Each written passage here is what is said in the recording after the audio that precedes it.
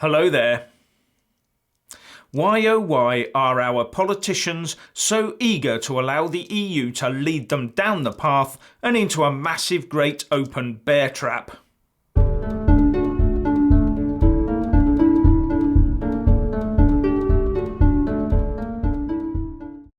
Now I just want to remind viewers that I won't be making a video tomorrow, but I will be back on Sunday as normal.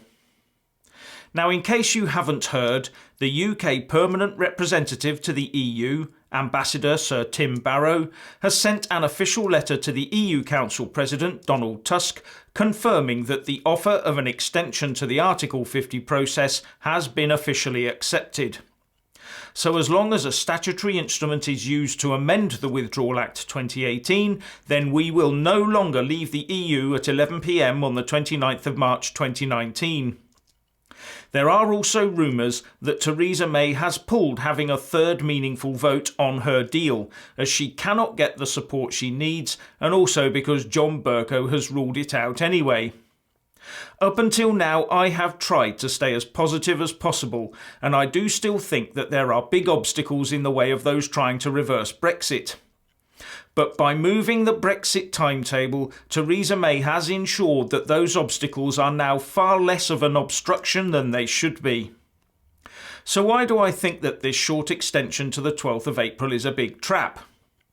Well, the PM has already signalled that MPs will get a chance next week to give indicative votes on the way forward. But there is no longer any trust in the PM. So with just a few days left, I think that we will see Parliament first ditch her deal for good, then be given the chance to strip government of its control over House of Commons business, so taking over the Brexit process. MPs will then, as a priority, need to force legislation through to allow the EU Parliament elections to take place in the UK and commit to them. Without this being in place and up and running before the 12th of April, the UK will not get any further extensions and be out of the EU on WTO terms. MPs may also try to pass binding legislation that rules out in statute law a no-deal WTO Brexit.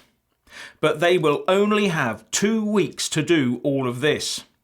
And during this time they will also be trying to get a consensus amongst themselves for a way ahead that they can go to the EU Council with and say, here's a good reason to extend Article 50 for maybe 2 years.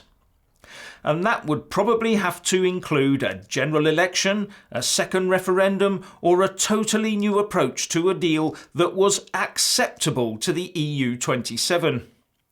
Now, without an EU-compliant consensus, MPs could well fail to get the extension, and we could still leave on the 12th of April with no deal. And if MPs did manage to get a consensus, then the trap of the EU attaching a lot of very politically and economically expensive conditions to any extension they did give us could be sprung. But under all that pressure, the only last-minute consensus they might end up with is a total revocation of the Article 50 letter and so a reversal of Brexit.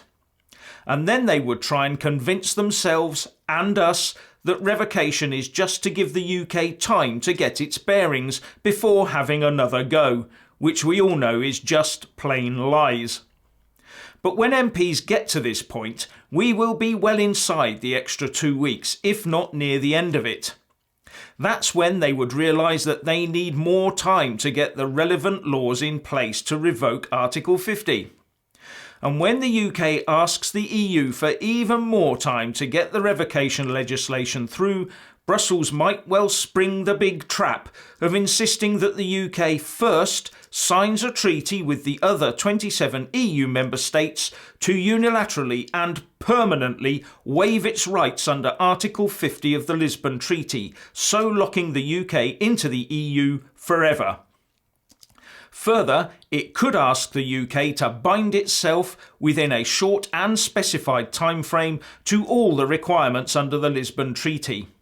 In this manner, the EU could stop the UK ever leaving, while tying us into the Eurozone, the Schengen zone, the new EU military structure, stripping the UK of its rebates and putting us under permanent EU financial control. They will smile at us and shrug their shoulders, saying that it's just so they can protect themselves against a new UK government in a few months' time, changing this troublesome nation's mind. And at that last-minute stage in the process, I think our totally EU-biddable politicians would sign whatever is poked under their noses by the Eurocrats. But as an optimistic sort of fellow, I do hope that the legislative obstacles that face those that wish to keep us in the EU are large enough to prevent a Brexit reversal, even with a 2-week Article 50 extension. This, though, is where we could now see the might of the establishment machine gear up into maximum action to reverse in a few days what has been in all over 4 years in the making. We could now witness at first hand what the state can do when it really sets its mind and will to the task. And the rest of us will watch and just ask ourselves, why couldn't they do that to follow the wishes of the people and leave the EU? We could be about to see the climb down of all climb downs, led by our elected representatives in Parliament and keenly and ably abetted by the counterparts in the House of Lords as well as the civil service. And on a side note, the Conservative Party also now faces a huge drubbing in the local elections on the 2nd of May. But I think they might already have written those off anyway.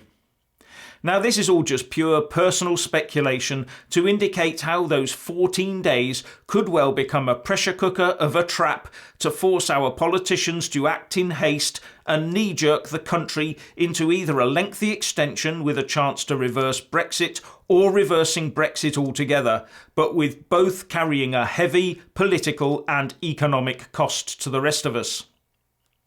So, please let us all know what you think about all of this by leaving a comment below, and thank you for watching.